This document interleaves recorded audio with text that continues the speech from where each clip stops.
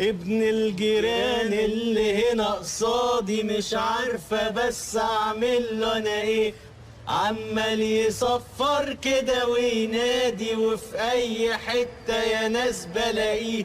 ابن الجيران اللي هنا قصادي مش عارفة بس اعمل له. السلام عليكم، أهلا بيكم في قناة مهووس فن.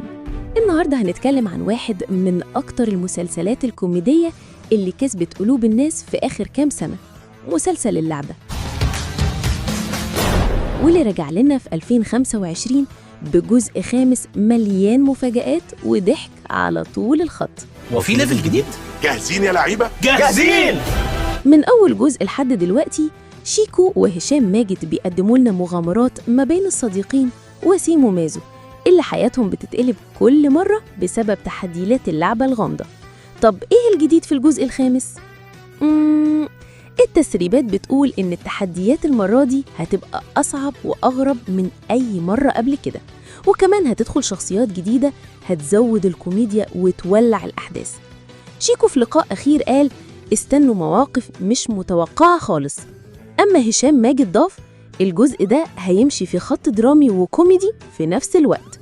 وأكيد مش هننسى باقي الكاست اللي مكمل معانا: مي كساب، ميرنا جميل، سامي مغاوري، وعارفة عبد الرسول اللي وجودها بيضيف لمسة كوميديا رهيبة، وطبعا أحمد فتحي ومحمد ثروت.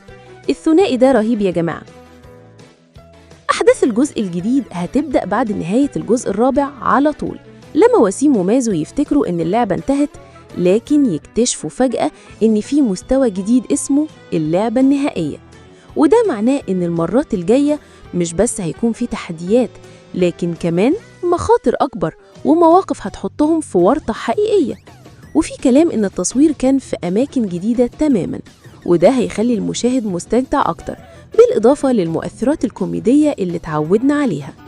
المسلسل هيتعرض قبل موسم رمضان 2025 على منصة شاهد VIP، وكمان على قناة MBC مصر.